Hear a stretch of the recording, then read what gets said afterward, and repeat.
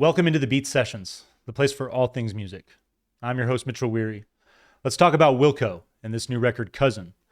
They released that on September 29th. This is studio album number 13 for the band, and their follow-up to 2022's Cruel Country, a sprawling 21 tracks that saw these guys fully embrace their country roots. And if you're a fan of Wilco, you know that there's a certain level of humor that goes along with this.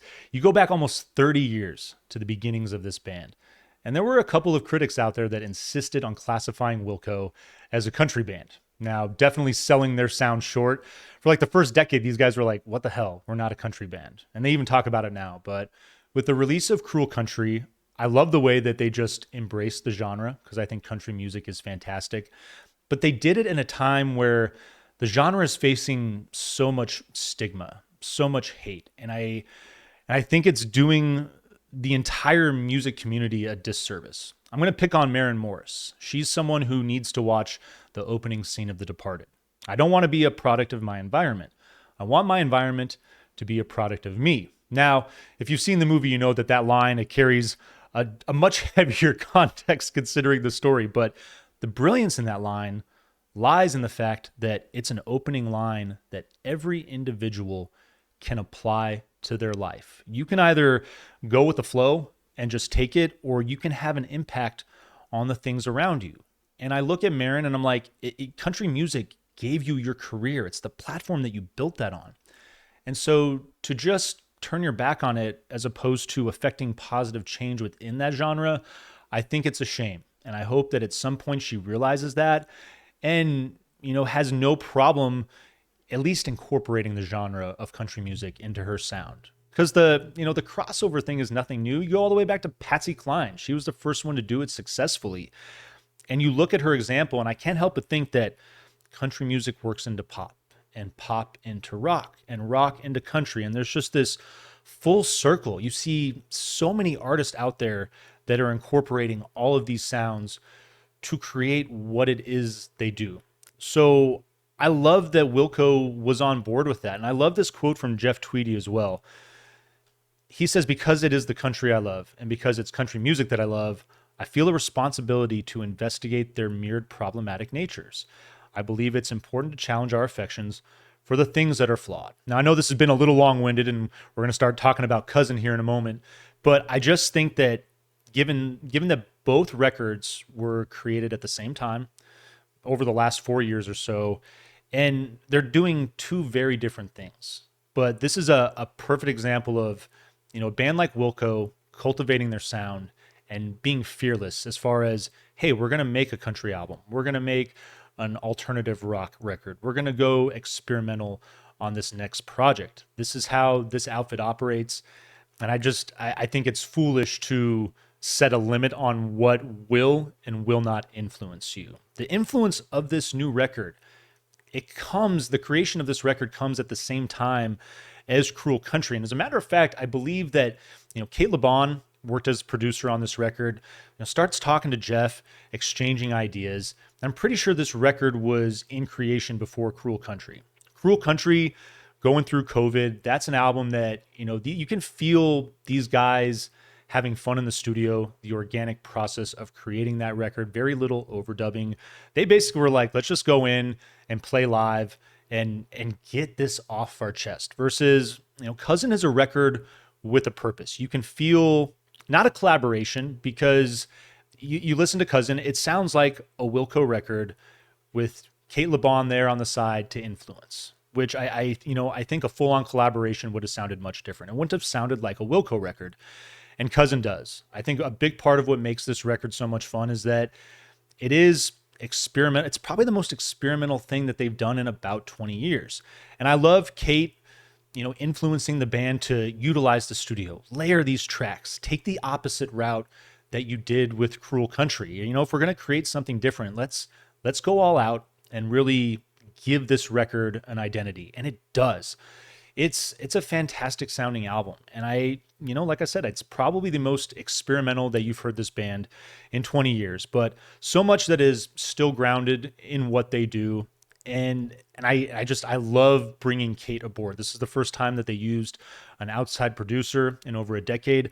I'm one that from time to time, I think every artist needs that influence. They need that little bit of impetus to get a project going. It's never a bad thing to have an outside set of ears. So I love what Kate is bringing to the table as far as the production of this record. 10 songs, 43 minutes. So it's definitely not the runtime of Cruel Country. It's a hot experience, but there's no filler on this record. And I really enjoyed from start to finish the way this thing comes together. My only criticism is, tracks 3, 4, and 5. You get to kind of the back end of the A side, and you get a record that is very grounded in that Wilco sound, but it doesn't really follow along with the, I guess, experimental nature of this record. We'll just go ahead and say it, because this album, it opens with Infinite Surprise. And from the moment you hear this song, you're like, okay, they're doing something different on this record, something much different than they have in the last decade and a half. You get this drumstick count, and I love the ambient reverb. It's almost like this desert rock influence that is developing.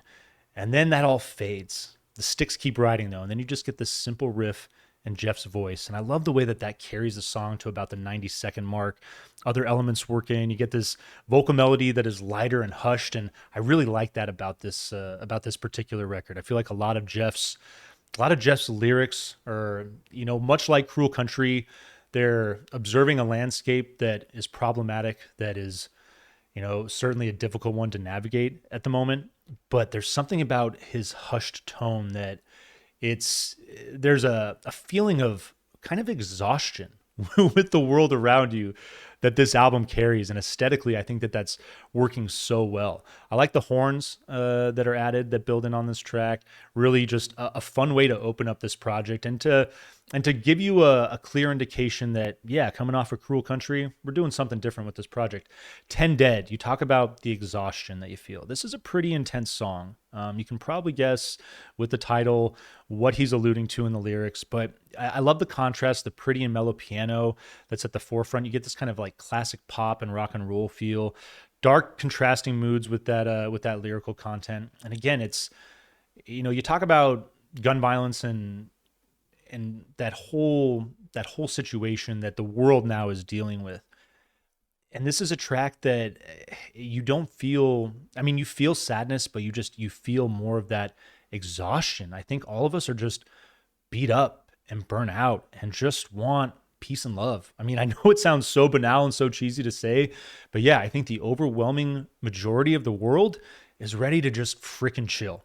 And it's a song where you can really feel that sentiment in Jeff's lyrics and in the tone of his voice. I like the way the coda swells in that song. It is a beautiful track. Levy is your third song, light, breezy, it's like 70s rock and roll feel. You get this arpeggiated riff with moody atmospherics that carry the song. A little bit of that desert rock feel, but this is a song that it's good, but it doesn't really stand out when you look at the entire run of songs on this record. I feel like Levy and Evicted, your fourth track, you get this simple acoustic riff, minimal electronics to open, simple alternative country feel. You get that Americana vibe and a catchy groove. But these two songs, they sound like songs that, your uneducated Wilco fan, if you threw these out there, they wouldn't know that they belong to this record. Versus Sunlight Ends, you start to get a little bit of a turn now.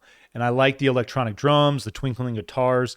The song makes it feel like you're underwater. It's a pretty cool vibe that it develops, very peaceful, and I like the way that the textures continue to develop on this thing to close out the A side. A Bowl and a Pudding, your sixth song. You get these twinkly, arpeggiated acoustic guitars. I love this song. Very pretty to open. Rhythm hits about 40 seconds in. It's a serene groove that you get to start the B side, and I really like the way that opens things up. Cousin, your title track. This is like Wilco doing garage rock. I love the way that this thing hits out of the gate. The percussion is strong and well done, and the production on the guitars is great as well. One of my favorite things about that track. Pittsburgh, your eighth song. Gentle acoustic riff to open. Just beautifully plucked. And then you get this crash of instrumentation. And then the song, it kind of carries with this soft pulse, builds for about 90 seconds.